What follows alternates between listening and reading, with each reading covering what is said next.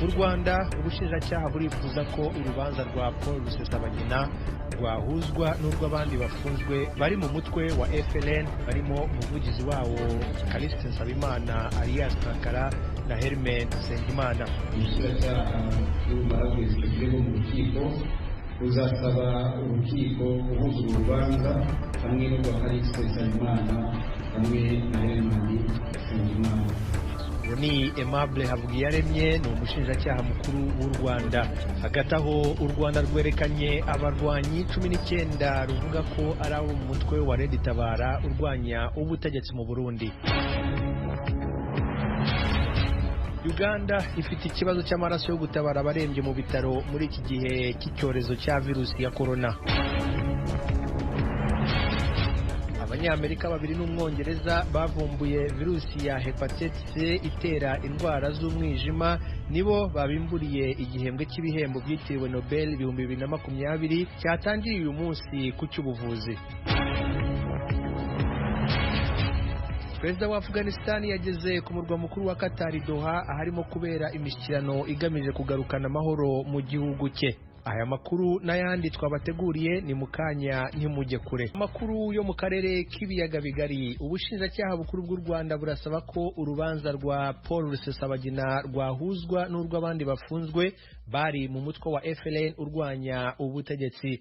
Abo barimo umuvugizi wawo Callixte Nsabimana uzwi nka Sankara na Hermen Nsengimana. Ni inkuru y'umunyamakuru w'Ijwi ry'Amerika Assumpta Kaboyi uri i Kigali mu Rwanda. Mu kiganiro yahaye itangazamakuru kuri uwa mbere, umushinjacyaha mukuru Aimable Havugiyaremye yasobanuye ko abo bose baregwa ibyaha bimwe. Ubushinjacyaha buri gutegura ikirego cy'abarwanyi 16,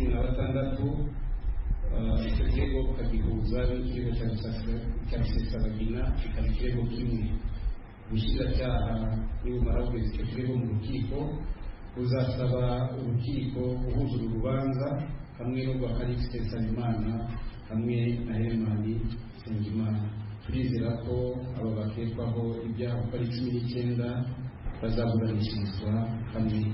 Ikindi yumvikanishije nuko guhuza imanza z'abo bagabo bose biri mu nyungu z'ubutabera. Mu cyumweru gishize umuryango nyarwanda uharanira impinduka muri demokarasi MRCD Paul Rusesabagina abereye imwe mu bayobozi bakuru wamaganye icyo wise ishimutwa n'iburanishwa uvuga ko bififite. Mu kiganiro umuvugizi w'iyo mpuzamashyaka Bwana Faustin Twagiramungu yabwiye itangazamakuru ko bifuza ko Paul Rusesabagina yaburanishirizwa mu gihugu cy'Ububirigi kuko bemeza ko atari umunyarwanda. Rusesabagina rero bose twagaye imikorere y'igihugu cyacu cyo mu Rwanda ko biriya bintu byo gufata umuntu mu nzira ukamupfuka umunwa ukamugeza i Kigali kandi benshi bifashijwemo n'amahanga yaravuze twasanze ari ibintu kominote internationale yagomba guhagurukira ikaba ari ifata kiriya kibazo.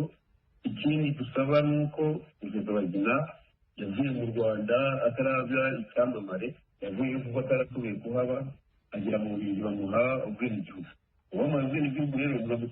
Ibi kandi byashimangiwe n'abana be ko ibyo avuga ko yemeye abavoka afite atari byo. Anayize Kanimba aherutse kwibwira radiyo Ijwi ry'Amerika. We've had the chance to speak with him maybe 3 phone calls.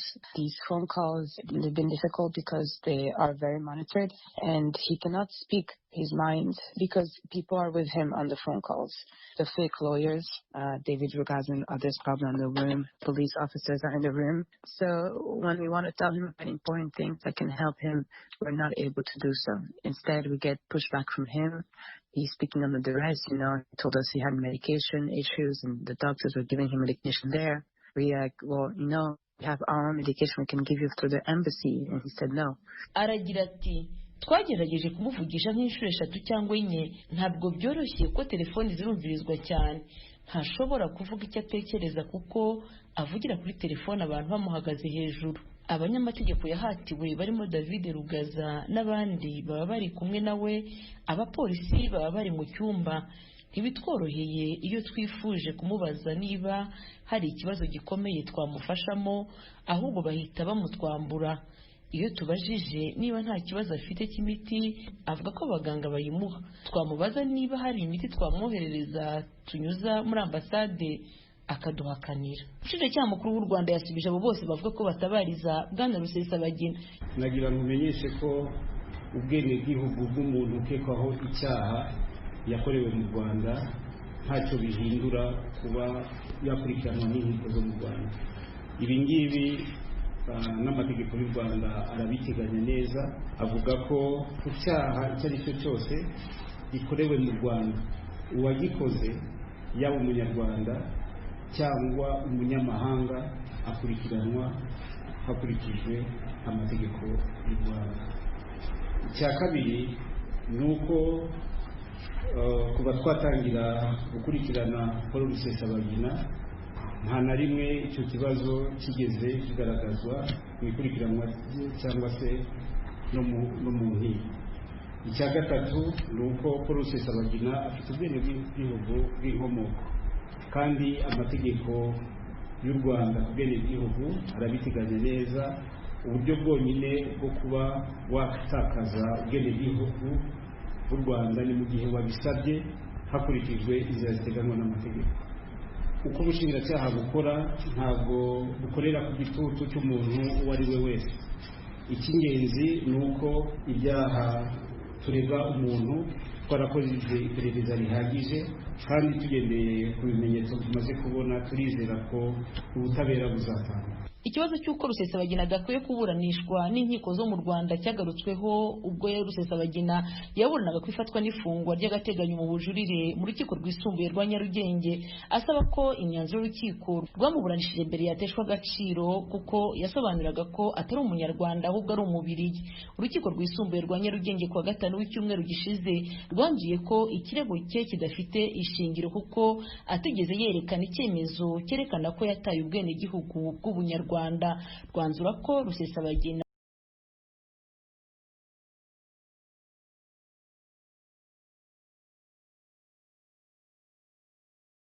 uyu wa mbere Minisiteri y'Ingabo mu Rwanda yerekanye abarwanyi 19 bemera ko ari abo mu mutwe w'inyeshyamba wa Red Tabara. U Rwanda ruvuga ko bafatiwe ku butaka bwarwo mu mpera z'ukwezi gushize mu karere ka Nyaruguru. Abo barwanyi beretswe itsinda ry'abasirikare baturutse mu bihugu bigize umuryango w'akarere k'ibiyaga bigari bya Afurika bashinzwe gucunga umutekano w'imipaka y'ibihugu bigize uwo muryango. Ni inkuru yakurikiranywe n'umunyamakuru w'Ijwi rya Amerika Eric Bagirubusa. Umuhango wo kwerekana abarwanyi b'umutwe wa Red Tabara urwanya ubutegetsi bw'u Burundi wabereye mu ishyamba rya Nyungwe mu gitondo cyo kuri uyu wa mbere nk'uko byatangajwe n'ibitangazamakuru bya leta. Wabereye ku butaka bw'u Rwanda ku ruhande rw'akarere ka Nyaruguru mu murenge wa Ruheru, n'ubusanzwe agace ingabo z'u Rwanda zivuga ko bafatiwemo ku itariki ya 29 z'ukwezi kwa 9 uyu mwaka. Ni mu gihe u Burundi bwo buvuga ko bwatewe ku itariki ya 25 z'ukwezi kwa 9 abarwanyi bagahita bahunga berekeza ku butaka bw'u Rwanda. Igisirikare cy'u Rwanda cyabamurikiye itangazamakuru n'abagize itsinda ry'abasirikare babungabunga umutekano w'imipaka ku bihugu byo mu karere k'ibiyaga bigari. Major Alexis Nkurango uyobora ikigo cya gisirikare cya Ruheru yabwiye itsinda rya EJVM ko abarwanyi bose uko ari 19 bafatiwe mu gice cy'abasirikare b'u Rwanda mu ishyamba rya Nyungwe nko muri metero 600 turutse ku butaka bw'u Burundi. Ukuri ingabo muri Ruheru mu ishyamba rya Nyungwe yavuze ko aba barwanyi bafashwe ahagana saa 4 za mu gitondo. Ibitangazamakuru bya leta y'u Rwanda byakurikiye umuhango byagaragaje amashusho bivuga ko byeretswe ibikoresho bya gisirikare birimo imbunda zo mu bwoko bwa AK-47 cyangwa se Kalashnikov zigera muri 17, imwe ya machine gun ndetse n'izohereza roketi imwe. Byavuze kandi ko bafatanywe ibindi bisasu biturika hamwe n'agafuka k'amasasu. Bwana Egide Nkurunziza uhagarariye itsinda ry'izi nyeshyamba yatangaje ko ugufatirwa ku butaka bw'u Rwanda byatewe n'uko bari bahunze imirwano yemeza ko bamazemo kwezi bahanganye n'ingabo za leta y'u Burundi. Yanavuze ko ubusanzwe ngo izo nyeshyamba zifite ibirindiro mu gihugu cya Repubulika ya Demokarasi ya Kongo, igihugu cyakunze gufatwa nk'indiri y'imitwe yitwaje intwaro. Muri uko guhunga iyo nyeshyamba yemereye isoko y'Ijwi rya Amerika ko bisanze barenze imipaka y'u Burundi niko guhita bafatwa n'ingabo z'u Rwanda zirinda umutekano muri ako gace. Maze mu kwezi kurenga turwanira ubutaka bw'u Burundi, turwana n'igisirikare cy'u Burundi hamwe n'abafashanya nabo bayimbona kure. Mu nyuma n'iseze no tubwize ariko turarwana dupanga turwanira muri bikomine zegereye igihugu cy'u Rwanda byashika mu mutego turarwana naduyi tumeze naduyi mu mutego cyangwa tusanze ubutaka bw'u Rwanda tugomba ingabo z'u Rwanda. Agace turamenye kubera amashamba yameze nk'ayasa ubwo tusaba twambutse tukiraba mu mugongo wacu turaba igihugu cy'u Burundi no tusanze mu mugongo wacu n'ahari ingabo z'u Rwanda tunuka umutego nuko abandi basigaye hakurya mu Burundi mu mashyamba yo hakurya mu Burundi dusanzwe turi mu mutego w'ingabo z'u Rwanda. Colonel Ibwanga Rigobert, umunyekongo uhagarariye itsinda rya IJVM, yabwiye itangazamakuru ryakurikiranye uwo muhango ko nyuma yo gukora ubugenzuzi ku bivugwa kuri izi nyeshyamba we n'itsinda bari kumwe barahita bakora raporo ikazashyikirizwa abagize umuryango w'akarere k'ibiyaga bigari. Nous ne faisons que des rapports et des recommandations que nous adressons à notre hiérarchie. La hiérarchie, vous avez un certain nombre de... Tuzakora raporo ndetse dutange n'inama ku badukuriye. Mu badukuriye hari uko inzego zubatse nka komite y'abakuriye za etat major muri aka karere, hari n'inzego za ministeri n'inama y'abakuru b'ibihugu.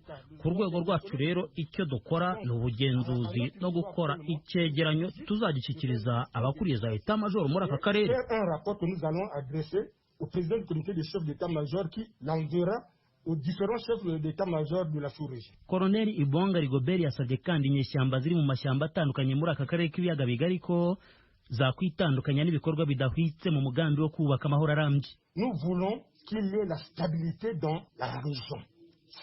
Turashaka ko habaho ituze muri aka karere. Ibi ndemera ko biri kuba birakurikira ibiheruka kubera inemba, sinzi niba mwarakurikiye aho habaye inama y'ibihugu byombi ku bashinzwe ubutasi ku ruhande rw'u Burundi n'urw'u Rwanda. Rero ni uruhererekane. Icyo dushobora gusaba ni uko abakiri mu mashyamba bose badasohoka nk'uko abandi babikoze. Muri make ni ubutumwa bw'amahoro kugira ngo haboneke umutekano mu bihugu, kugira ngo kandi habeho ubwisanzure bw'abantu n'ibintu mu karere. Qu'il y ait la libre circulation des personnes et des biens dans la région. Voilà. Isoko y'amakuru y'ijwi rya Amerika itubwira ko nyuma yo kumurika ku mugaragaro aba barwanyi bemera ko ari aba Red Tabara bajyanywe ku biro by'akarere ka Nyaruguru, maze abagize itsinda rya EJVM bakagenda babahata ibibazo umwe ku wundi. Icyakora igihugu cy'u Burundi cyo cyari cyifuje ko nyuma yaho aba barwanyi bafatiwe bashyikirizwa ubutegetsi bwacyo nta zindi nzego binyuzemo, bagacibwa imanza n'inkiko z'icyo gihugu. Niba nta gihindutse, biteganijwe ko bitarenze kuwa gatatu w'iki cyumweru itsinda rya EJVM rizashyira ahagaragara ibizava mu bushakashatsi bari gukora. Umurenge wa Ruheru na Nyabimata i Nyaruguru mu majyepfo y'u Rwanda ku bice byegereye ishyamba rya Nyungwe hakunze gufatwa nk'indiri y'ibikorwa bihungabanya umutekano, ariko ntibivugwaho rumwe n'ibihugu by'u Rwanda n'u Burundi. Bagira ubusa ijwi rya Amerika i Kigali. Amakuru yacu tuyahereye ku makuru avugwa hirya no hino ku isi. Uganda iravuga ko ifite ikibazo cy'amaraso yo gutabara abantu barembye mu bitaro muri iki gihe cy'icyorezo cya virusi ya corona. Ni inkuru twateguriwe na mugenzi wacu Thomas Kamilindi. Leta ya Uganda ivuga ko umubare w'abatanga amaraso wagabanutse cyane kuva gahunda guma mu rugo itangiye mu kwezi kwa gatatu gushize. Biterwa ahanini nuko umubare w'amashuri menshi afunze mu rwego rwo gukumira ikwirakwira rya COVID-19 imaze kwanduza kugeza ubu abantu barenga 8,600 no kwica abandi 79 mu gihugu dukurikije imibare ya leta ya Uganda. Abanyamakuru Rodney Muhumuza na Patrick Onen b'ikigo ntaramakuru cyo muri Leta Zunze Ubumwe za Amerika AP barandikira i Kampala ko abanyeshuri cyane cyane abo mu mashuri yisumbuye aribo bagize umubare munini cyane w'abantu batanga amaraso agoboka abarembeye mu bitaro. Ingaruka zabyo, abarwayi benshi barimo barapfa. Barimo ababyeyi bafite ibibazo byo gutwita no kubyara, abana bato batarageza ku myaka 5 y'amavuko, n'indembe zabazwe n'abaganga nk'uko Dr. Emmanuel Batibwe yabisobanuriye AP. Dr. Emmanuel Batibwe ni muganga mukuru w'ibitaro byitwa China Uganda Friendship byita cyane cyane ku batishoboye mu murwa mukuru wa Uganda Kampala. Kuri we ikibazo cy'ibura ry'amaraso kimaze kubishyano. Umuyobozi mukuru w'inzego z'igihugu zishinzwe gushaka, gushyingura no gusaranganya amaraso mu bitaro nawe aramwunganira. Dr. Dorothy Byabazayire aherutse kubwira inteko ishinga amategeko ya Uganda ko hagati y'ukwezi kwa kane n'ukwa karindwi hashize bashoboye kubona udupaki tw'amaraso 56,850 twonyine gusa ku 75,000 byari bikenewe. Uganda siyo yonyine gusa ifite ikibazo cy'ibura ry'amaraso agoboka indembe ziri kwa muganga kubera COVID-19. Rivugwa no mu bindi bihugu bitandukanye birimo ndetse bimwe na bimwe byo ku mugabane w'Uburayi. Igihugu cya Ethiopia cyaziririje indege guca hejuru y'urugomero ku ruzi Nile ku mpamvu z'umutekano. Ni inkuru mugezwaho na Fidel Niyongabo. Ethiopia ifitaniye muri iki gihe amatati n'ibihugu bya Misiri na Sudani ku rugomero rukomeye ku ruzi Nile. Abategetsi ba Misiri bavuga ko ivyo bishobora kugeramira amazi ico gihugu gikoresha ibice 90% by'amazi ico gihugu gikoresha ava mu ruzi Nile. Umuyobozi mukuru w'ikigo kijejwe indege z'igisivile muri Ethiopia Wesenyele Hunegno avuga ko indege zose zazirijwe mu kirere kiri hejuru y'urwo rugomero nta birenga ngaho yatanze ku mpamvu zerekeye iyo ngingo. Mu ndwi iheze umutegetsi mukuru w'igisirikare kigwanira mu kirere Major General Yilma Mardesa yabwiye itangazamakuru muri Ethiopia ko igihugu ciwe citeguriye bihagije gukingira urugomero rw'amazi rukomeye ku ruzi Nile igitero icyo ari cyo cyose. Ethiopia, Misiri na Sudani byarananiwe gushika ku masezerano ku rugomero ku ruzi Nile mbere y'uko Ethiopia itangura kuguzuzamwo amazi mu kwezi kw'indwi k'uyu mwaka.